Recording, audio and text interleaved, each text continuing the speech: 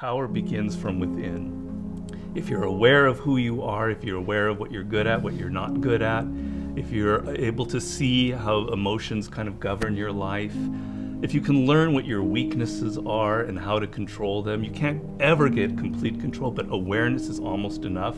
Slowly through this process of knowing who you are and understanding other people and how they operate so you don't make stupid mistakes in life, you can increase that little tiny margin more and more and more, and you will be a person of power. Law number 1 in the 48 Laws of Power is called never outshine the master. And almost every single person in the world has violated that law, myself included. Basically how it works, you're so eager to impress your boss or whomever in your new job that you try so hard that you make him or her feel insecure. Like maybe you're younger and better than they are, and because of that, you're fired, or something bad happens to you, and you never know why. Do you think meditation is allowing you to make more interesting connections because of the quiet? Yes, I mean, I'm not going to go too deeply into this. It's a theory of creativity that's not my own, but that I use a lot in mastery. And basically the idea is that ideas are generated in the unconscious. They're not generated consciously. Your conscious mind is very limited what you can hold in your memory. Right. But unconsciously, in your subconscious, when you're asleep, when you're dreaming, the mind is filled with thousands upon thousands of ideas and things that are there, that are lingering there. And connections are being made all of the time. And occasionally those connections float up to your conscious mind and you have a brilliant idea about how to do something. 1 out of 10 people are like great manipulators. And there just takes one person and they can ruin your life. We were born with this natural talent. Every single person is born with this talent for getting inside the minds of other people. It's something that you're not even aware of. How do they need to conceive of that? To what end are they using that skill to make their own dreams come true? First thing is you're not aware of this power that you have. You're walking around in life, I'm not critical because I'm the same, sort of sleepwalking. You're inside hearing your own thoughts day in, day out, like a continually, circling loop in your head. And you're not aware of the fact that if you stop that and you look at other people, a world opens up to you. So what's the first component of that world? Nonverbal communication. 95% of what really matters in communication between people is not through words. Words are used to deceive you, to disguise what people are really thinking. What are just a step or two that they can take down that path starting today? The first thing to understand is the most important, and that it is a skill. If you want to play the piano, you can't just sit down and suddenly play. You've got to practice it. You've got to practice it every day. And if you practice an hour a day, you're going to get better at it. Why are children able to learn and an adult can't? The reason is children don't think that they're superior. They don't think that they already understand the world. They're this small. They're weak. They're defenseless. They have to learn or they're going to die. They have to learn how to speak the language. They have to learn what's going on with their parents, or they're literally going to die.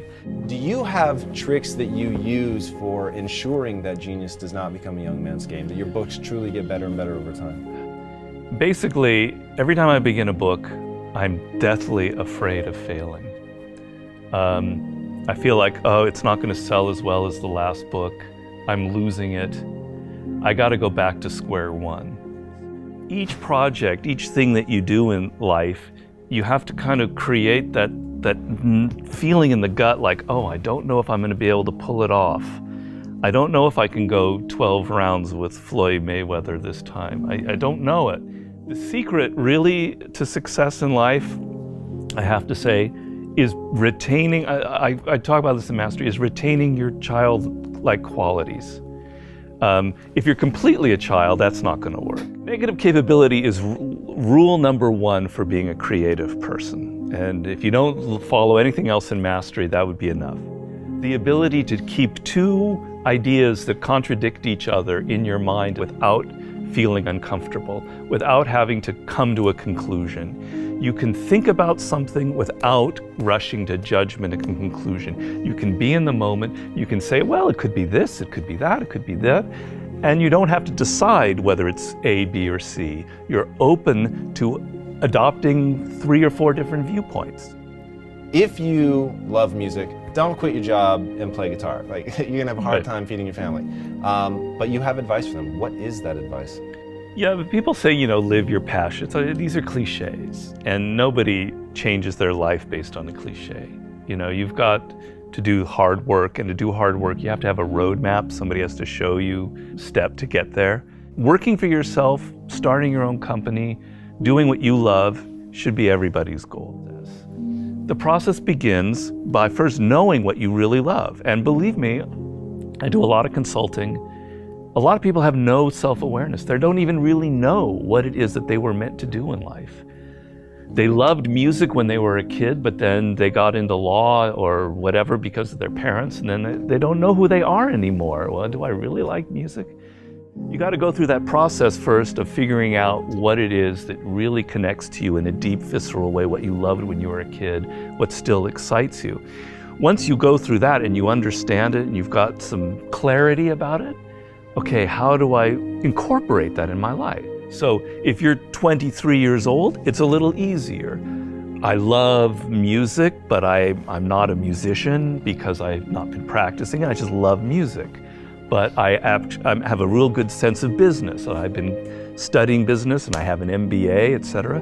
Okay, I've got to now find a way to craft a career that combines my knowledge of business and my love of music. And if I follow that and I do it smart and I plan it out, eventually what starts out with more business than music will end up becoming more creative as I get better and better at it. How do you prepare somebody to survive that initial stage of boredom and pain? Well, pain is great. You've got to embrace pain. Pain is pleasure. You've got to make the connection between the physical and the mental. Well, you know that when you're exercising, when you're running or you're working out or whatever, it hurts, but it leads to something pleasurable. You have to be able to translate that to mental things. And if you make that switch in your mind, it is mind-blowing what can happen to you. Who are the most messed up people in the world? Spoiled kids. Kids who are given everything, who have a rich father or mother and they don't have to work or try.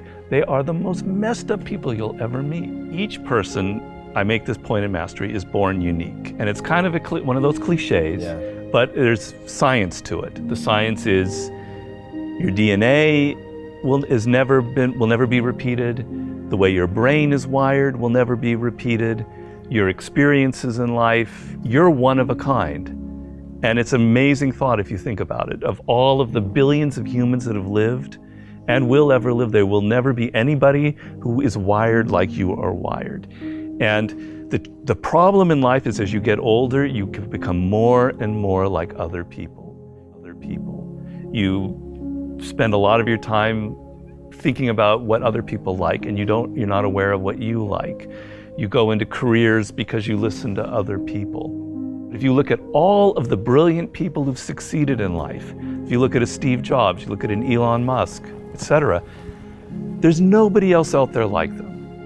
You're never going to be able to pinpoint one other person like them. They are completely unique, and those are the people that end up having power in the world.